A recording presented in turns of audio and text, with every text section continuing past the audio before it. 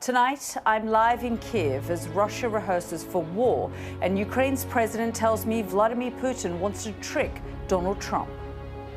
Volodymyr Zelenskyy invited me to the Ukrainian capital on the eve of the US president's visit to the UK.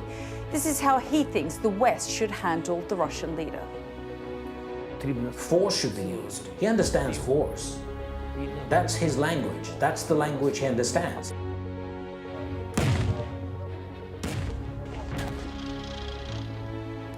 But Russia sent its own defiant message with staged military drills just 100 miles from NATO's border in Europe. The sound of these exercises is absolutely deafening. You can feel the force of the explosions vibrating through you. And that's the point here. It is designed to intimidate. We'll focus on the war in Europe and Ukraine's call for tougher action, and also on another conflict, one that's been largely forgotten. 150,000 people have died after more than 2 years of fighting in Sudan. We'll hear stories of torture and forced starvation, horror stories largely hidden from the world. I direct my blame towards the international community. How can they talk about human rights? Where is the humanity? Thousands of women and children have fled the besieged capital of North Darfur, their husbands, sons and brothers either executed or starving. We'll have a special report coming up on The World with me, Yalda Hakim.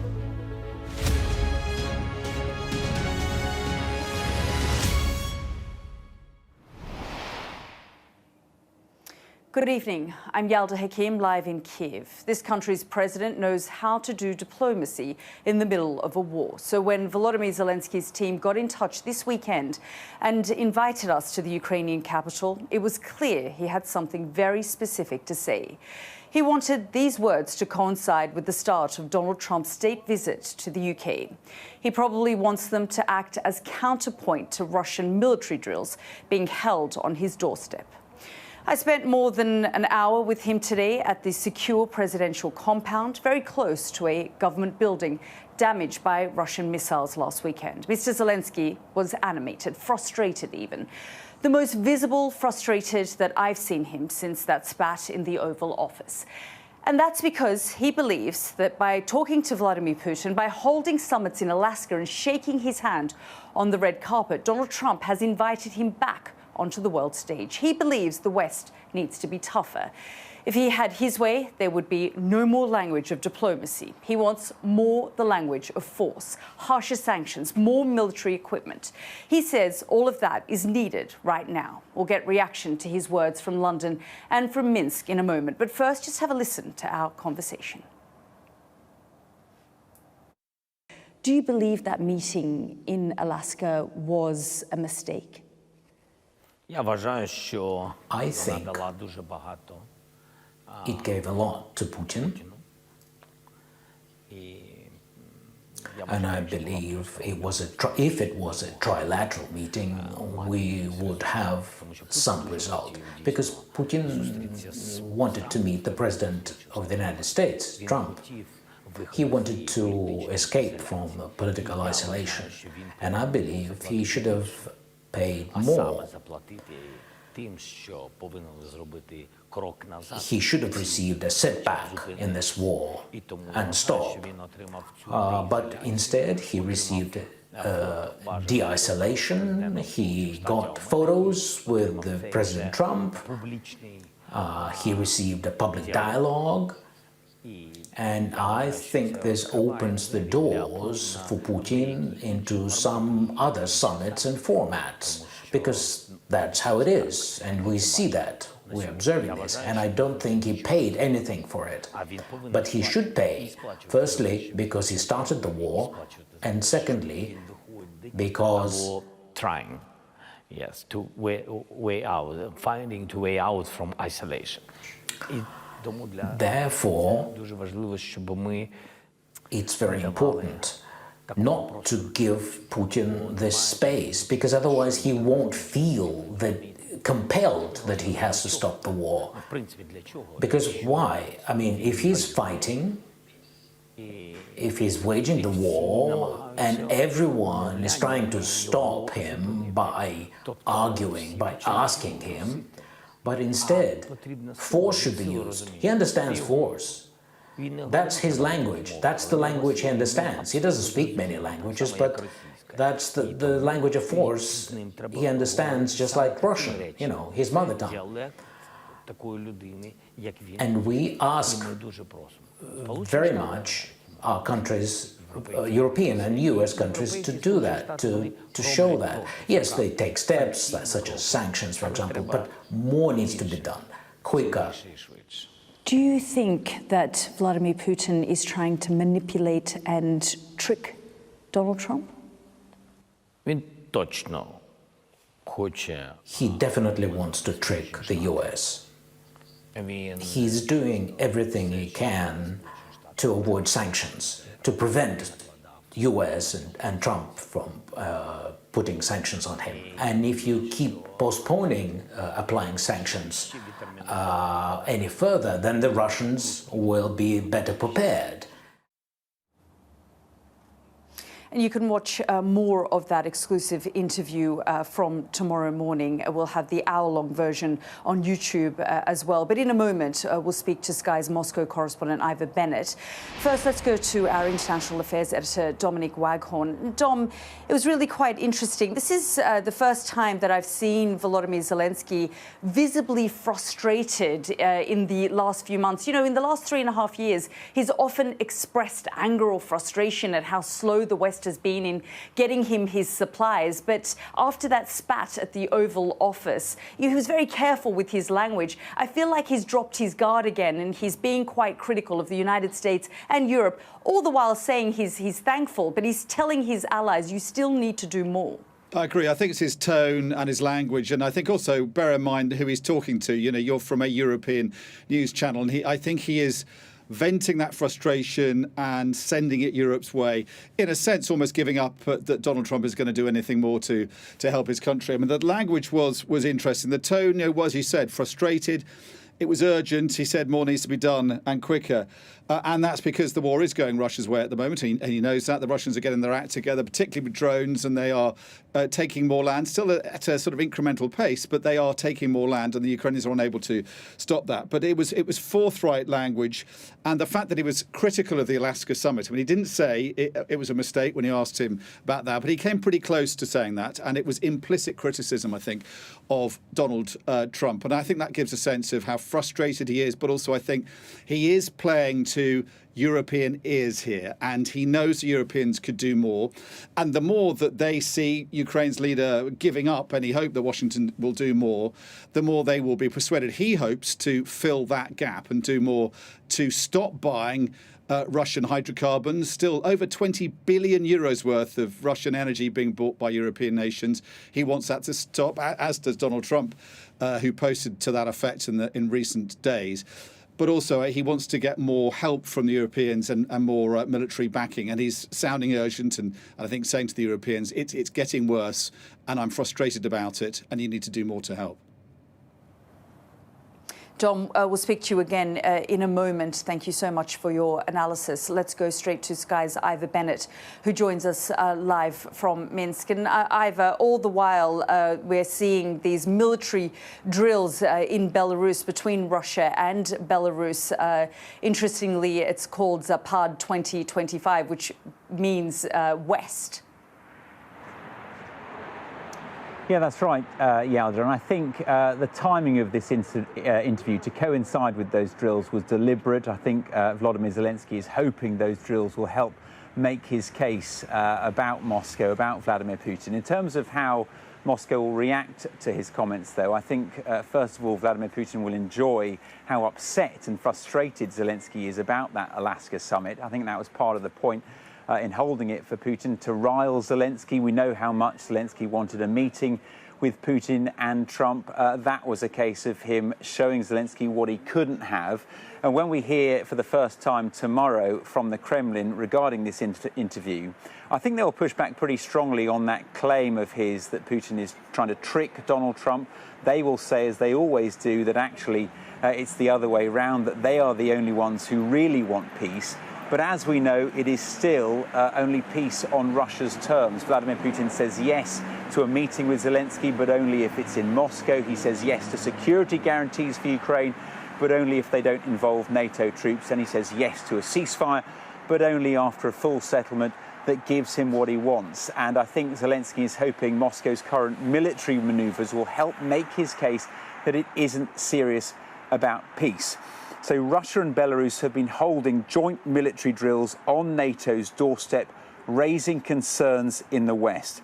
There are fears in Eastern Europe that the Zapad 2025 exercises are designed to simulate the occupation of the Suwalki Gap, a corridor that stretches along the border between Poland and Lithuania, flanked by Belarus and the Russian exclave of Kaliningrad. The corridor is considered a vulnerability for NATO and a potential target. The exercises involving 7,000 troops have been going on since Friday, with some held today near Borisov in Belarus, less than 100 miles from the NATO border. And the war games involved automatic weapons, drone strikes and anti-tank missiles. Here's my report.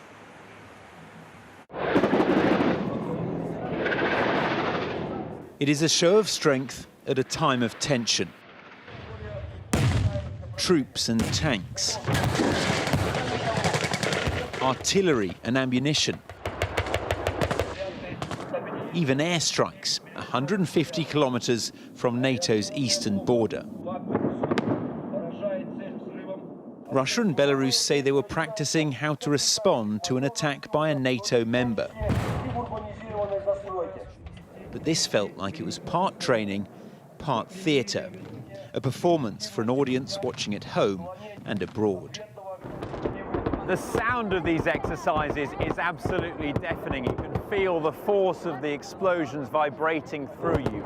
And that's the point here. It is designed to intimidate and to send a message that despite the costs and casualties incurred in Ukraine, Russia is still a force to be reckoned with. Moscow began that war shortly after its last joint exercises here. Russian troops in Belarus were used for the invasion. This time, the Allies insist there's no cause for concern. These exercises, in our opinion, are unprecedentedly open to the world. We pose no threat to anyone. We are for building a constructive and pragmatic dialogue.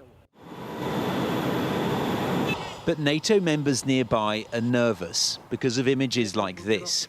A nuclear-capable ballistic missile system used for drills in Kaliningrad.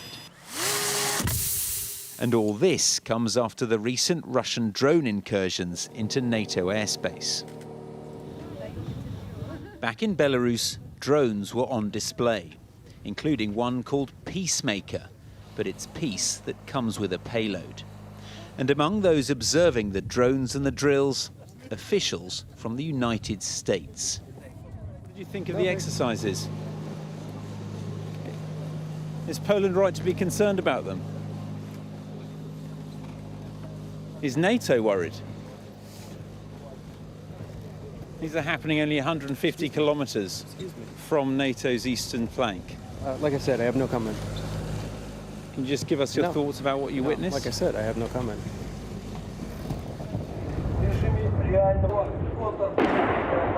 Most NATO members, though, are happy to keep their distance, wary of what might come next. And Iva, we heard there from the Belarusian commander in your piece that they pose no threat, but frankly, we've heard that before. Yeah, that's right. And that's exactly what they were saying 4 years ago. We all know what happened then. The invasion of Ukraine happened not long after. It's not so much the timing of these exercises, though, that the countries like Poland and Lithuania have a problem with. They do happen every 4 years. So in that sense, Russia's right. They are routine. It's more the nature of them. Did they really need to be held so close to the border with Lithuania, with Poland? Did they really need to involve that ballistic missile system that we saw? And I think all of this, what we witnessed today in these drills, really speaks to Russia's increasingly uncompromising position that we've been seeing towards Ukraine, towards peace talks in recent weeks. And part of that, I think, is fueled by this total lack of pressure from the United States, aside from the various kind of verbal outbursts from Donald Trump, but still no sign that he's willing to follow through on those threats.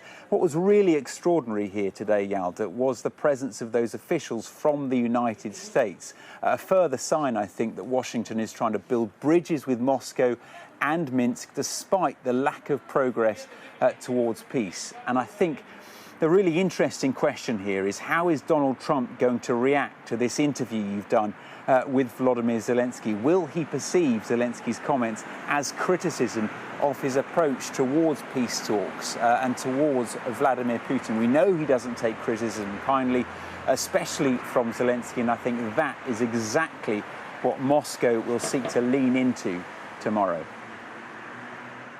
Yeah, we'll have to see the fallout and reaction. But for now, Ivor, thank you so much.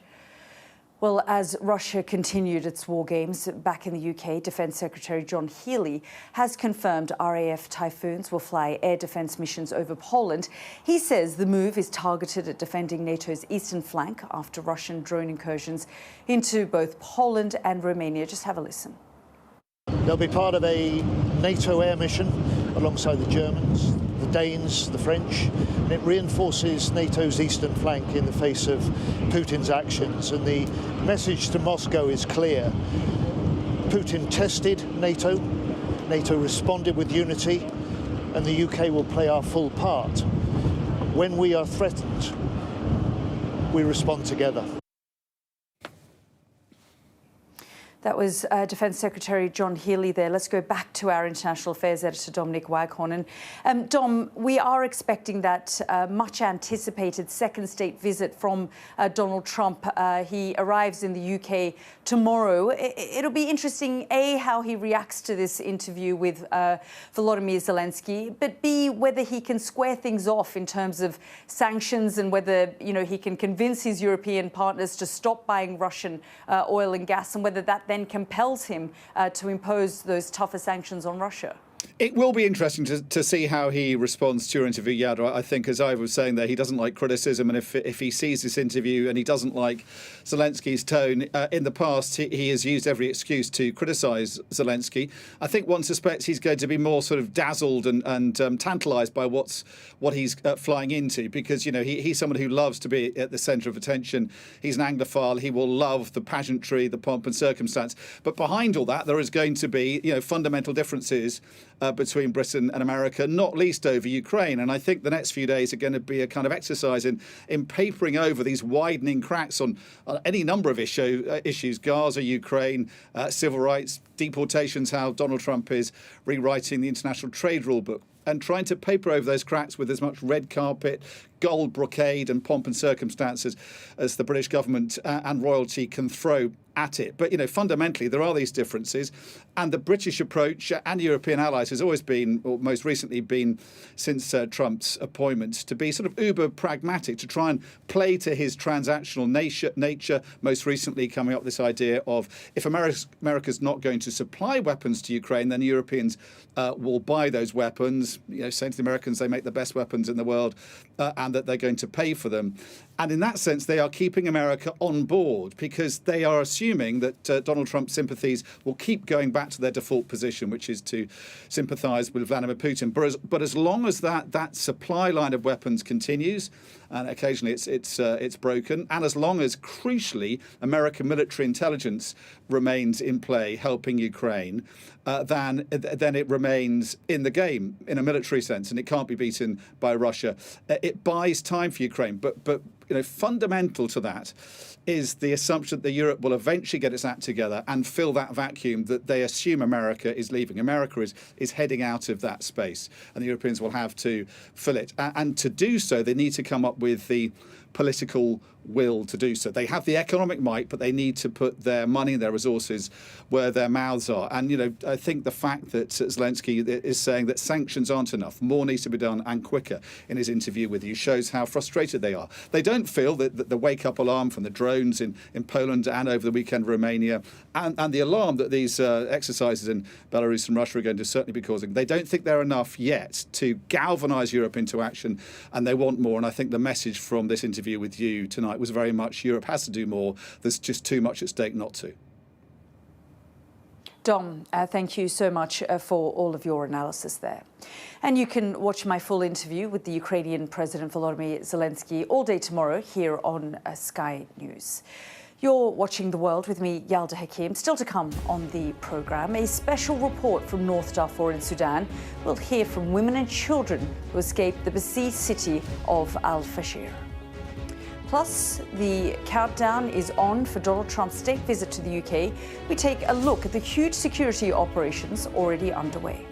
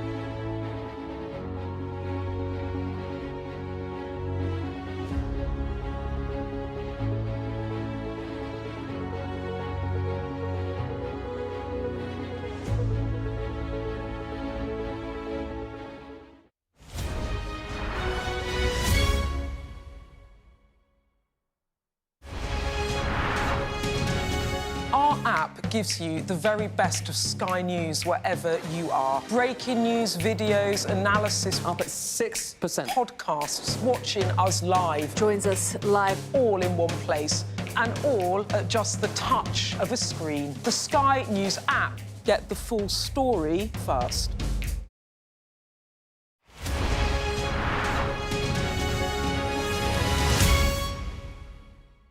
I'm David Blevins, and I'm Sky's Senior Ireland Correspondent.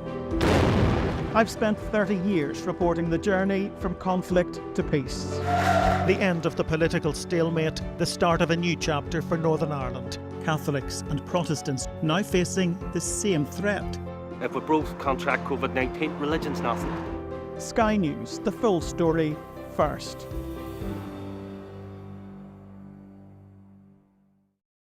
Fire, shouts the commander. There's a dash to safety. We've now got to wait inside the shelter to see if there is incoming. I'm Deborah Hames, Sky's security and defence editor. Should Russia's war with Ukraine escalate significantly, pilots like these could be called upon to go into combat for real.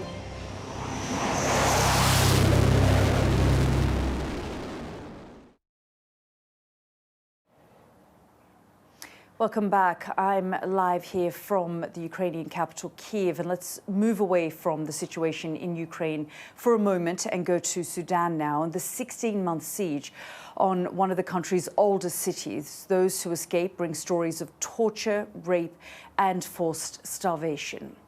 War first broke out in the capital Khartoum in April 2023 between the Sudanese army and the Rapid Support Forces, a powerful paramilitary group. It's estimated 150,000 people have died in the conflict so far, and nearly 12 million people have been displaced. Armed violence spread across the country while the RSF captured large swathes of Darfur and laid siege on the last standing capital in the region, Al-Fashir. Our Africa correspondent Yusra El-Bagir gained rare access to displacement camps in North Darfur and sent us this report.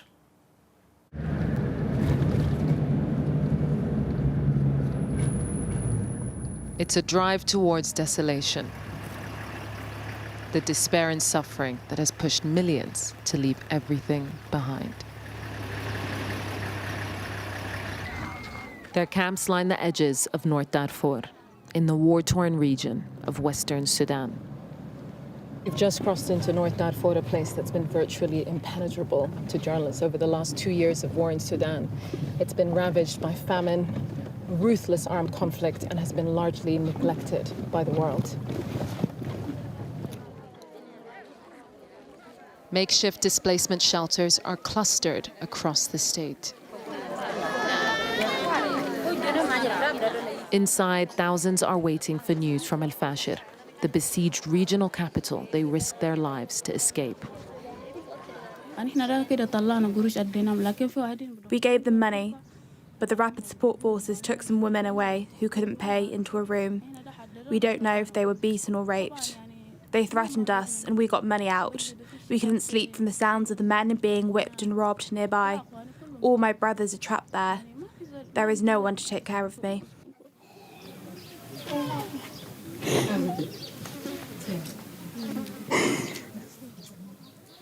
Stories like Zahra's are everywhere in this camp, from the youngest to the eldest, all survivors of the rapid support forces fighting to capture their hometown.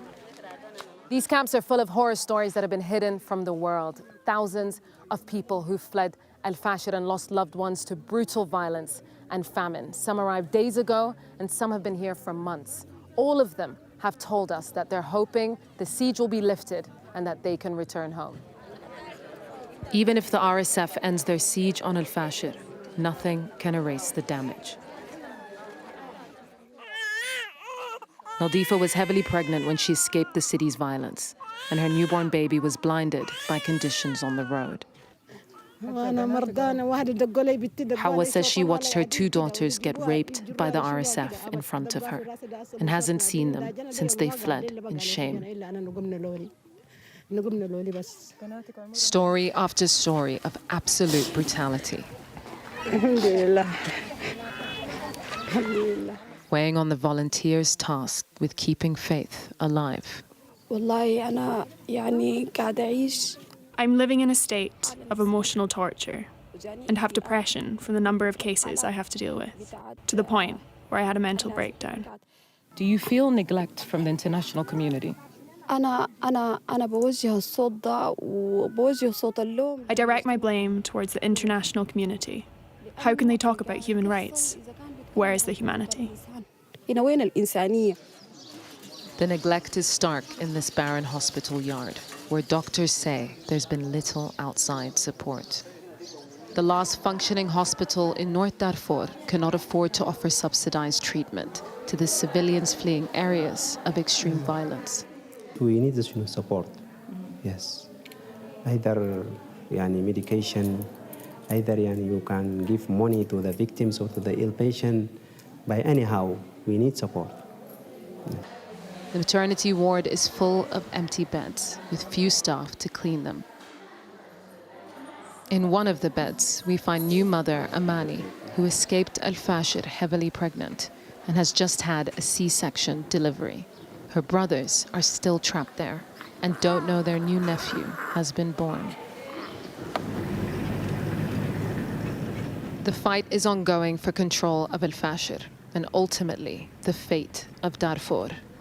With each battle, more and more women and children are finding their way here, without their husbands, fathers, and brothers. Women with children, we keep asking them, where are the men? And then they tell us our men have been executed. On the camp road, we come across a rare sight, a car full of young men who safely escaped the siege, but not without scars. A bullet grazed his chin. You can't even be upset, he says. There are stray bullets everywhere. His friend in the back was hit by shrapnel. They all believe al-Fashir will collapse, not militarily, but from the sheer weight of humanitarian needs. If it falls, all of Sudan will be finished. So much suffering. These stories of torment are a dark warning for the world of the inhumanity that runs rife when cries for help go ignored. And Yusra joins me live now. Yusra, as always, extraordinary access there into North Darfur. And what was striking to me about your piece was the women and children that you were seeing there, the most vulnerable of victims, and the fact that they had been completely separated from the men in their communities. They now don't know if they're alive or dead. It's horrendous, Yalda, and the terror that they've experienced is twofold. They've lived through most of the siege, many of them, months and months of being suffocated, surrounded by the RSF, experiencing almost daily shelling, not being able to access food or supplies. And then when they leave, they told us that they face the RSF in the route out because they're surrounding the city. And that's where they experience torture, humiliation, where many of them are separated from their partners, their brothers, their sons. And meeting them and hearing these stories firsthand was obviously incredibly touching. We were almost overwhelmed by the sheer number of people who would come to us wanting to share their stories. We took down as many stories as we could, and at the end our cameraman Barney was just taking portrait after portrait of people who just looked like they were wearing the marks of the experience that they had, of the terror that they've had. And we've done investigations in the past of RSF militiamen attacking men, particularly of fighting age, from non-Arab tribes, in crimes that have been called by the UN as ethnic cleansing, crimes against humanity. And we were told that again by the doctor in the camp director, that they target people, the most vulnerable of civilians, based on tribe, that they ask them what tribe they're from, and if they have a mother and father from an Arab tribe, from a tribe that their leadership comes from, then they'll be allowed to walk freely without harm. That's the scale that we're seeing. That's the kind of torture that we're seeing. Al-Fashir is a city older than Khartoum, the capital. People who are from there have a very strong tie to the city. So they're experiencing these waves of grief again and again. They're losing their loved ones. They're losing the city that they know and grew up in. And they're feeling essentially forsaken by the world because it's now been 16 months. There's been no intervention. And now the UN, WFP aren't able to even get convoys close to Al-Fashir without risk of being attacked by RSF militiamen. Yusra, thank you so much. We're going to speak to you again in a moment. But first, I just want to bring you some of my conversation with Idem Osornu, who is part of the UN's humanitarian effort in Sudan. Just have a listen. Thank you very much for having me again on your show to talk about Sudan. As you say, a crisis forgotten by all accounts, the largest humanitarian crisis we're faced with today globally. 2 in every 3 Sudanese need some sort of humanitarian assistance across 18 states of a very, very massive country. Of course, hotspots in the Kordofans, in Darfur, in Khartoum. We hear these numbers, you know, as you say, the world's worst humanitarian crisis, the large-scale numbers, but just put it in perspective for us and for our audience so that they can better understand just the impact on families, on children, on the most vulnerable of these communities. Thank you for putting a human face to the numbers, because of course, when you talk about these numbers, it's staggering and it's almost impossible to understand. Sudan needs 55 cents a day per person for humanitarian assistance today. That comes to the $4 billion we're talking about. I'm talking about a country that was once, and you've heard me say this a lot, once the breadbasket of the Horn of Africa. I lived in Sudan at the start of my career with the Office for the Coordination of Humanitarian Affairs, 2004 in Darfur, and I've been in Khartoum and different parts. The Sudanese, brilliant minds, doctors, lawyers, the everyday person that you meet along the way, even when you go to places like Darfur, the hospitals, the schools, thriving. A country at war for almost 3 years, we're approaching 3 years in early next year, and a country completely devastated. These are regular women, children, men, grandfathers, mothers, whose capital city has been besieged, whose country has imploded, and whose willingness to get back and get on with their lives is something that we need to understand. And when I say 2 of every 3 Sudanese, 30 million people out of 48 million people in need of humanitarian assistance, that is almost every single person. And let's not forget, these very teachers, lawyers, doctors have been displaced multiple times. That is the story of the Sudanese people we see today. You talk there about areas in and around the capital, Khartoum. Occasionally, we get access to these areas. We're able to highlight some of the issues that you're talking about. But accessing Darfur is rare and difficult, and we obviously have had access now to Darfur. And you realize that the people there have been completely cut off from the outside world, and they feel completely betrayed and abandoned by the international community because they've frankly been left to die. Thanks a lot. I think you're right in terms of Sudan and and Darfur. We do have humanitarian partners in Darfur. We do have NGOs, we have UN agency colleagues in Darfur doing the best they can with absolutely, you're right, absolutely difficult and dire circumstances. But as you say, there is no access, sustained access to El Fasher, the capital of North Darfur, where we once know we had 900,000 people. We believe strongly that there are some 300,000 people still cut off from the world, not allowed to leave. And we do, for the first time, have the Human Rights Commission's international independent fact-finding report that came out. And it is not anecdotal. They interviewed almost 300 people with 50 focus groups, and it is absolutely horrific. This is modern-day encampment, modern-day inability of people to get out and survive, and modern-day starvation. We do have evidence of famine in El Fasher, in Darfur, and without food, water, access to basic services. You are right, the people of Darfur must be reached, and the people of Darfur in El Fasher must not be forgotten.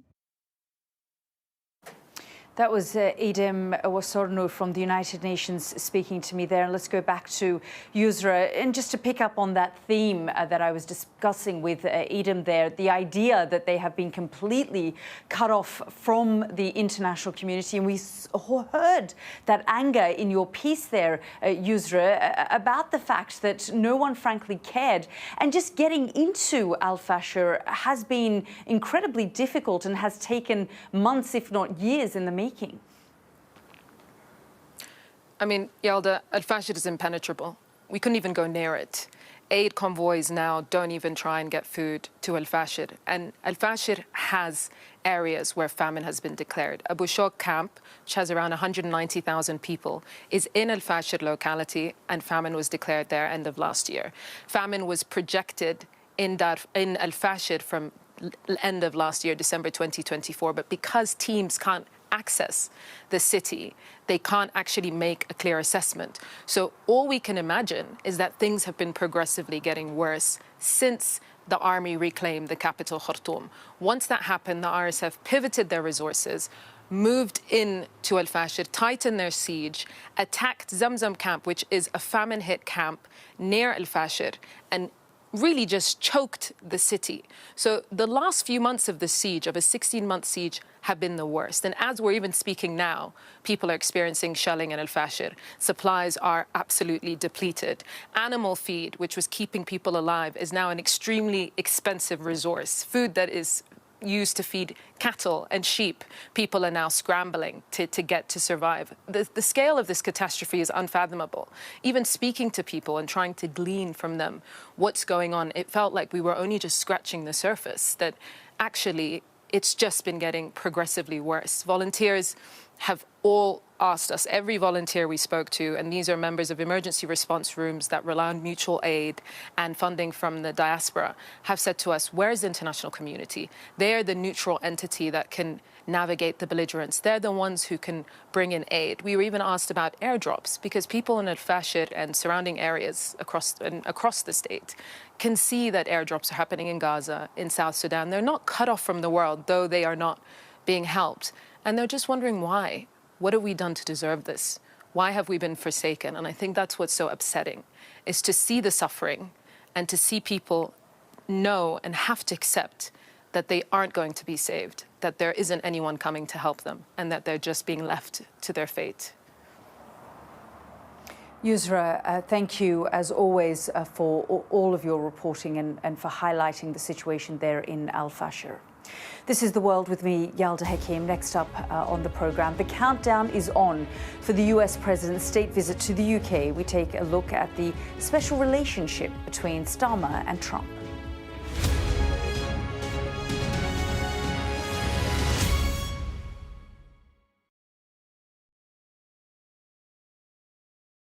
Some very familiar faces. Go ahead. Mr. President, what can our Prime Minister say to you? Sky News. That's him. That's him. He called you Daddy. In the back. We are. Ready. And waiting for you, President Trump. Next question. So can I ask you, sir? Don't miss a moment of President Trump's historic second state visit to the UK as we bring you live and continuous coverage. Did you find it exciting? Get the full story first on Sky News. A lifeline for millions of people living on both sides of one of the most volatile international borders.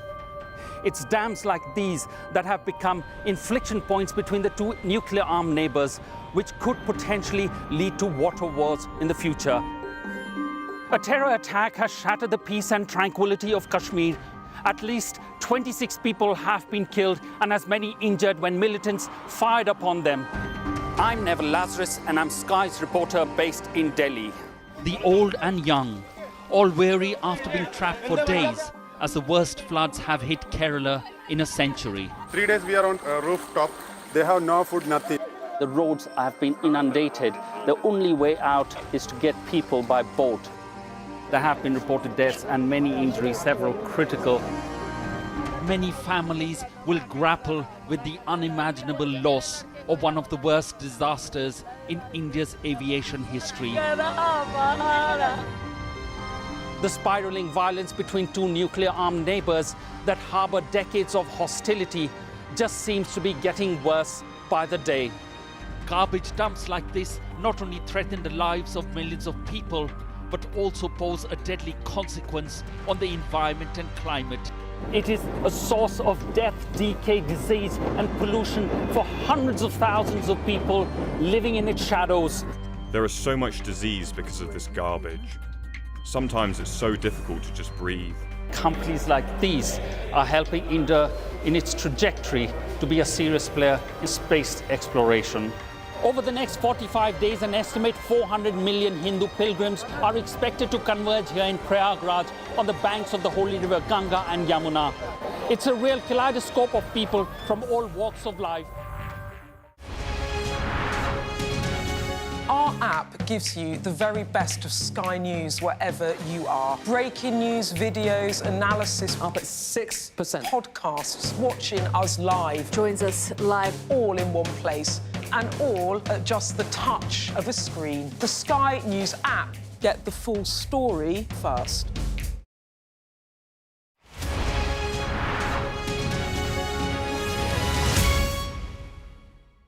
I'm David Blevins, and I'm Sky's senior Ireland correspondent. I've spent 30 years reporting the journey from conflict to peace. The end of the political stalemate, the start of a new chapter for Northern Ireland. Catholics and Protestants now facing the same threat. If we both contract COVID-19, religion's nothing. Sky News, the full story first.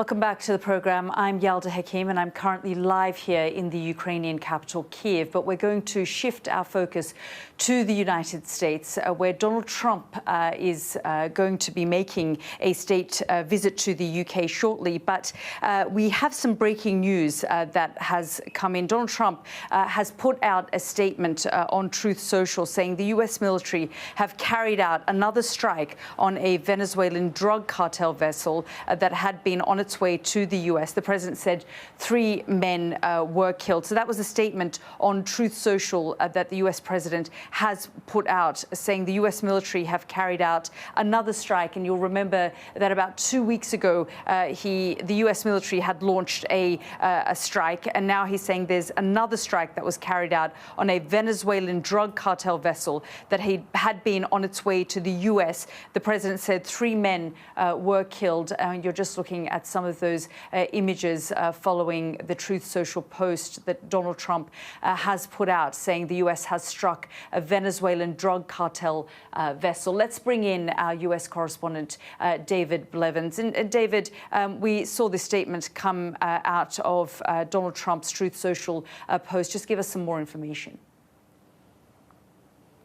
Well, Yalda, as you say, this is an echo of the attack 2 weeks ago when Donald Trump reported that the United States had carried out a strike on a vessel which he claimed was transporting narcotics from Venezuela to America. On that occasion, claiming the lives of 11 people. 3 people apparently have been killed in this latest strike. And of course, it also comes at a time of increased US naval deployment in the South Caribbean, and at a time of rhetorical pressure on the Venezuelan president from the White House. And I think it is worth noting, and of course all of this ties in with the president's current border policy. We know that he's attempting to effectively shutter the southern border completely. We see ICE agents, immigration customs enforcement agents, on the streets of many cities, including here in Washington, D.C.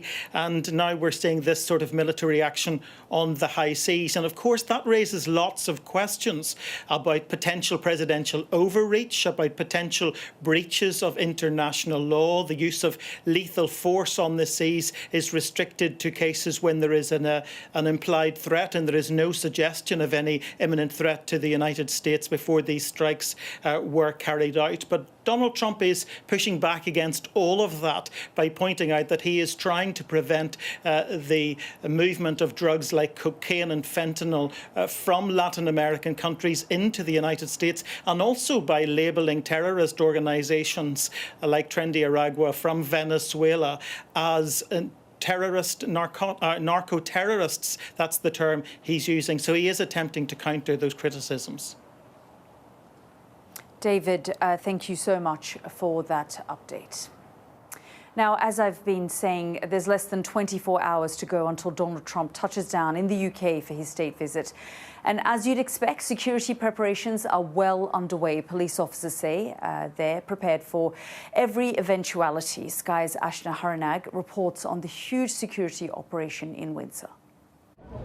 It's the UK's biggest security operation since the coronation. But of all Windsor's visitors this year, this one is by far their biggest. And with it comes all kinds of attention, so no stone is being left unturned with a security operation like no other. We are just returning our crew upriver. Even this section of the Thames will be completely shut off. The team are highly trained. We are ready for anything that will happen in, on or around the water. We're going to be doing high visibility patrols, some searching, some specialist searching in and around the area, and working with our partners in the Environment Agency to deliver a safe event. Windsor is a place that these officers are used to covering with all sorts of royal occasions, but a big state visit like this is a whole nother ball game. And yes, we're being shown what sort of protections are going into the water, to land and in the air, but there'll be plenty going on behind the scenes too to ensure that maximum security. All of this despite no public-facing moment for the president. Celebrations will be kept behind castle doors. The crowds, though, are making the most of it whilst they're still open. He'll love the pomp and circumstance. He actually would like to see a little more in our country Windsor always like to welcome visitors, and state visits here is something very special. Whether he'll be embraced or cause distaste, the president has never been so popular here. They're our #1 toy. Yeah, they're very popular. People are taking photos from outside. They're encouraging people to come in. We're selling them probably about 20 a day, if not more. But imitation isn't always a form of flattery. Really, really effective. I mean, you couldn't mistake it, could you? In a warehouse in East London, they're preparing for 2 days of demonstrations for a leader they believe is etched with errors. It's so unnecessary. It's humiliating for the British public. At our protests, you can expect to see people from all walks of life joining together in unity to say that we stand together against this rhetoric of hate, against this divisiveness that we're seeing from Trump. The policing effort, however, is united. The fatal shooting of activist Charlie Kirk may have intensified consideration about potential threats, but this security plan is extensive. And now it finally takes centre stage. Ashna Harinag, Sky News. Well, Donald Trump has given many world leaders the cold shoulder, but he's always reserved warm words for Sir Keir Starmer. That's because the British Prime Minister has taken great care in nurturing the special relationship. Just have a look. This is really special. This has never happened before. This is unprecedented. I think that just symbolises the strength of the relationship between us. The relationship that we have is fantastic. Very long time partners and allies and friends, and we become friends in a short period of time because I like them. That's why. That's their ultimate protection. The Prime Minister's done a great job. I want to just tell that to the people of the United Kingdom. He's done a very, very good job. He's slightly more liberal than I am, but for some reason we get along. We make it work. What I haven't got yet is your answer. Yeah. I do need to. The answer is yes. So Donald Trump arriving in the UK tomorrow night. But let's just bring in our US correspondent, Mark Stone. And Mark, I mean, just looking at that montage, you realise how carefully Keir Starmer has worked to nurture that relationship with Donald Trump right from the very beginning. I mean, taking that letter, handing it to him, saying that, this sort of second state visit has never really been afforded to anyone else, making Donald Trump feel quite special. Yeah, sort of sycophantic, some might say, subservient, the way he picked up the papers from the ground after Donald Trump dropped them. That, incidentally, was the sort of basis of a trade agreement that Donald Trump then accidentally dropped. Keir Starmer picked it up. I've spoken to people who've said, people in government who said he shouldn't have done that, but he did. And the other way of looking at this is that it's necessary. I was reading a speech that Lord Mandelson gave, Peter Mandelson, the ambassador to the United States that was, about 4 days before he was fired.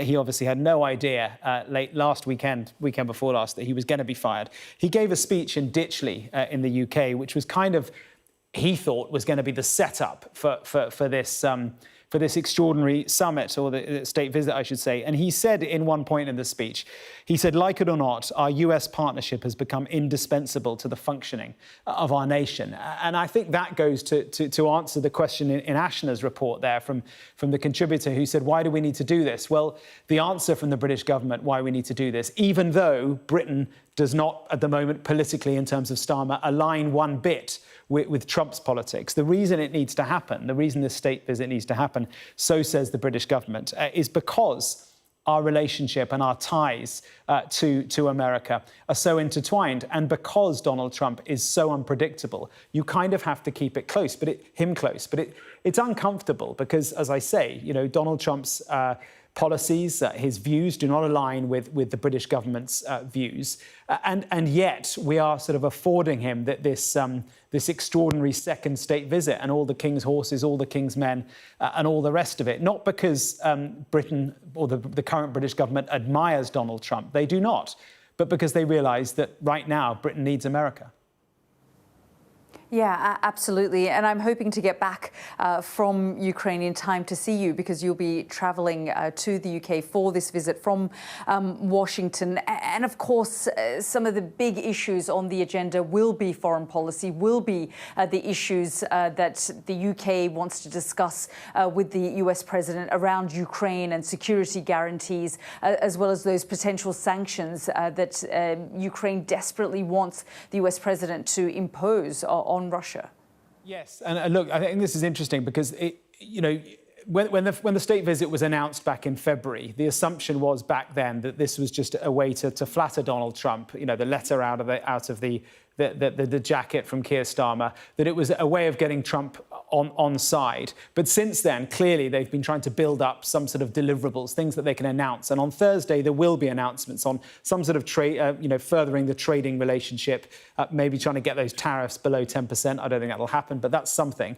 There will be announcements on tech and AI. Trump's bringing a whole load of tech bros with him from the United States. But I've just been talking to a source close to the visit this evening, who has suggested that there will be defence announcements as well. Now, I don't know how significant those defence announcements will be, but clearly on the sidelines, the front and centre will be the President and the King. Then it'll be the President and the Prime Minister on Thursday. But on the sidelines, others will be speaking. Marco Rubio, the Secretary of State, is coming. He'll be talking to Yvette Cooper, the new Foreign Secretary. Steve Witkoff is coming as well, Donald Trump's kind of Swiss Army knife fixer-in-chief. He'll be here. So there'll be conversations on the sidelines. And I imagine much of that will be about Ukraine. Yeah, absolutely. Well, Mark, thanks so much for all of your analysis there, and hope to see you soon. And as Mark was saying, it's not just Keir Starmer who may put some of the issues around Ukraine on the agenda.